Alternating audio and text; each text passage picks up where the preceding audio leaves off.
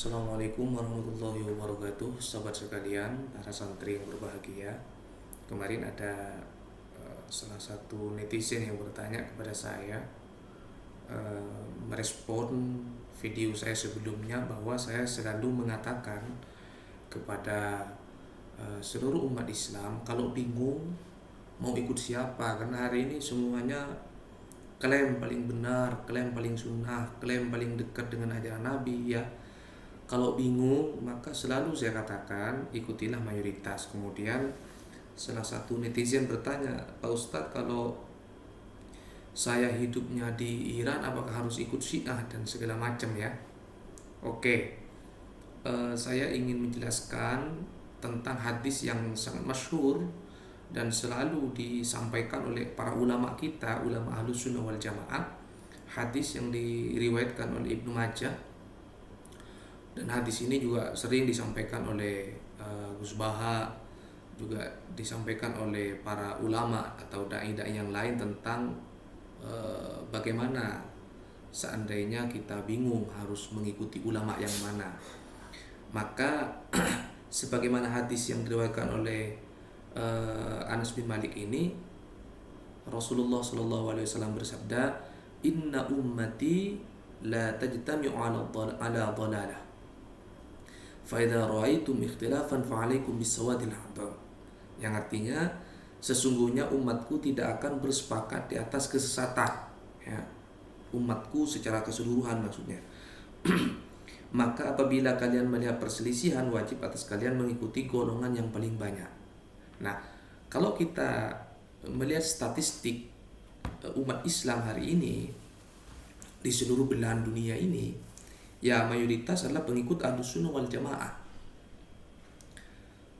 Kalau dihitung secara detail saya kurang tahu datanya, tetapi secara hitung-hitungan kasar bahwa pengikut Ahlus Sunnah wal Jamaah yang memiliki karakteristik dari sisi akidah, tauhidnya, kemudian madhab fikihnya, itu Ahlus Sunnah wal Jamaah sampai hari ini itu mayoritas, sekitar 80% populasi muslim di seluruh dunia itu mayoritas adalah Ahlus Sunnah wal Jamaah. Maka kalau kita ingin aman, ingin selamat, ya ikuti mereka. Nah, persoalannya sekarang banyak sekali yang mengklaim bahwa dia orang yang paling Ahlus Sunnah wal Jamaah, orang yang paling aswaja, orang yang paling mendekati sunnah ya. Bingung lagi kita kan. Nah, maka dari itu kita penting untuk mengetahui ciri-ciri akidah Ahlus Sunnah wal Jamaah seperti apa.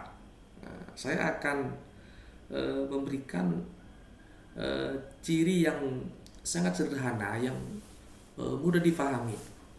Nah, yang dimaksud pengikut Ahlus Sunnah wal Jamaah itu adalah tauhidnya, ya, akidahnya itu kalau di Indonesia itu sudah viral ya, sudah terkenal, sudah diajarkan di pondok-pondok, yaitu mengikuti aqaid yang 50, sifat yang wajib 20, yang muhal 20, yang jaiz, sifat yang wajib dan yang muhal bagi Rasul. Nah, ajaran itu yang ada di dalam kitab Aqidatul Awam itu akidah yang diajarkan oleh Ahlus Sunnah wal Jamaah. Kalau ada akidah di luar itu, berarti dia bukan bagian dari Ahlus Sunnah wal Jamaah. Itu ciri paling gampang ya bagi santri yang ada di Indonesia, Malaysia, atau di beberapa negara yang dominan Ahlus Sunnah wal Jamaah, tauhidnya sama.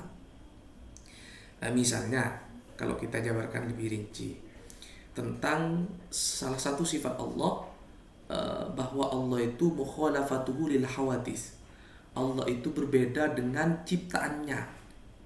Nah, kemudian Allah itu qiyamuhu binafsi, berdiri sendiri, tidak memiliki tempat ya. Jadi kalau ada orang bertanya, "Aina Allah?" Di mana Allah? Kemudian dia menjawab, "Allah fis sama," Allah itu di langit. Nah, berarti dia bukan Ahlus Sunnah wal Jamaah sudah. Ahlus Sunnah wal Jamaah mengatakan bahwa Allah itu tidak memiliki tempat, tidak di langit, ya, tidak di mana. ya kan?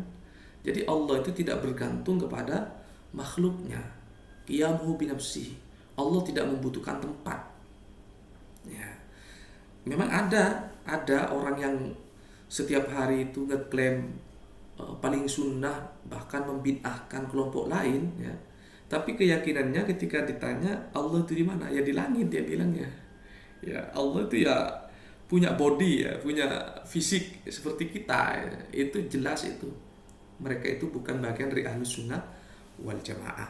Jadi teman-teman santri, ya terutama masyarakat Indonesia, kalau bingung Ahlus Sunnah wal Jamaah seperti apa, ya kalau tauhidnya masih sama, apapun ormasnya, mau NU, mau ormas lain lah, ada Wasliyah, Nahdlatul Wathon, selama keyakinan tauhidnya sama dengan kita, ya. Misalnya ulama-ulama Ahlus Sunnah yang mungkin sedikit di luar ormas NU, misalnya ada Muhammadiyah, ada Wasliyah, ada Nahdlatul Wathon, mereka semua itu masih Ahlus Sunnah wal Jamaah. Cirinya gampang, coba cek ceramahnya Ustadz Abdul Somad misalnya. Beliau sangat Ahlus Sunnah wal Jamaah. Tuan Guru Bajang, beliau sangat Ahlus Sunnah wal Jamaah dan tauhidnya sama dengan kita. Mau orang Lombok, mau orang Madura, mau Jawa, mau Sumatera, mau Kalimantan, tauhidnya sama. Yang diajarkan di pesantren itu, akidahnya sama. Mengimani sifat yang wajib bagi Allah yang 20 itu yang diajarkan dalam kitab Aqidatul Awam. Jadi gampang banget ya cara membedakan antara Ahlus Sunnah wal Jamaah dengan tidak, karena sekarang semua ngeklaim Ahlus Sunnah wal Jamaah, gitu ya. Kemudian yang kedua, fikih. Persoalan fikihnya kan ada sekarang itu yang katanya langsung kembali kepada Quran hadis, kembali kepada sunnah. Nah itu ngomong kosong itu. Ciri-cirinya Ahlus Sunnah wal Jamaah itu, ya, salah satunya adalah bermadhab kepada salah satu madhab fikih yang 4. Ada Imam Syafi'i, itu dianut oleh mayoritas orang Indonesia, Malaysia, apapun ormasnya, walaupun ormasnya Nahdlatul Wathon, Wasliyah misalnya, itu madhabnya Imam Syafi'i juga. Nah, kemudian Imam Malik yang dianut oleh banyak oleh umat Islam di Afrika Utara, Mesir, Maroko sampai Tunis sana ya. Nah, kemudian Imam Hambali, Imam Hanafi. Ya. Selama dia masih meyakini bahwa beliau itu bermadhab kepada salah satu imam yang 4 ini, berarti dia itu ciri-ciri Ahlus Sunnah wal Jamaah. Kalau mereka sudah tidak mengakui ini, berarti mereka sudah di luar itu. Jadi teman-teman sekalian, sangat mudah membedakan antara Ahlus Sunnah wal Jamaah dengan tidak.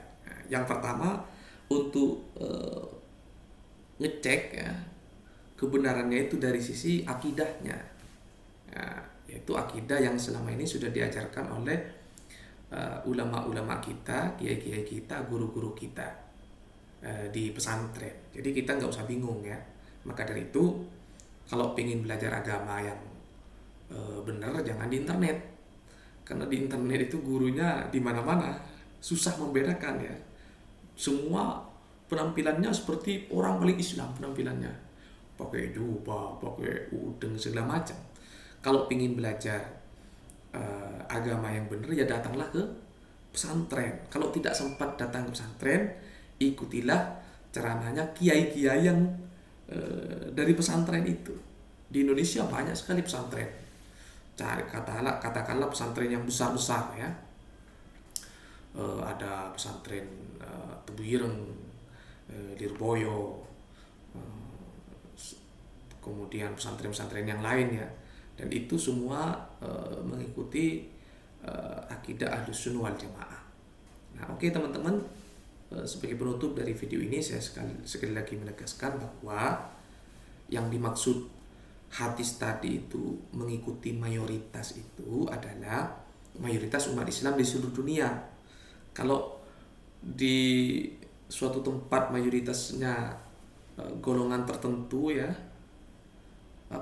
mengkafirkan selain kelompok dia, berarti dia bukan Ahlus Sunnah wal Jamaah. Jadi cirinya Ahlus Sunnah wal Jamaah itu tidak pernah mengkafirkan kelompok lain ya. Kemudian dia itu terbuka, moderat, wasatiyah.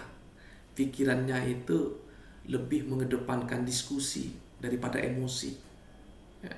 Kalau ada persoalan kita duduk bersama, ya, lebih mudah diajak bergaul. Jadi kalau di kampung saudara, di kampung teman-teman ada masjid, ya, yang hanya untuk khusus kelompok dia, orang lain tidak boleh masuk, wah berarti dia sudah melenceng, dan dia walaupun ngomongnya ahlus sunnah, dia berarti bukan ahlus sunnah. Jadi masjid kita adalah masjid umat, siapapun boleh masuk ke sana. Ya. Jadi kalau ada masjid tiba-tiba ada orang lain masuk katanya najis, nah berarti dia bukan ahlus sunnah. Jadi gampang ngukurnya. Ini saja video saya, mudah-mudahan sedikit memberikan manfaat. Saya menggunakan bahasa santri yang sangat sederhana, mudah-mudahan mudah difahami. Cukup sekian. Assalamualaikum warahmatullahi wabarakatuh.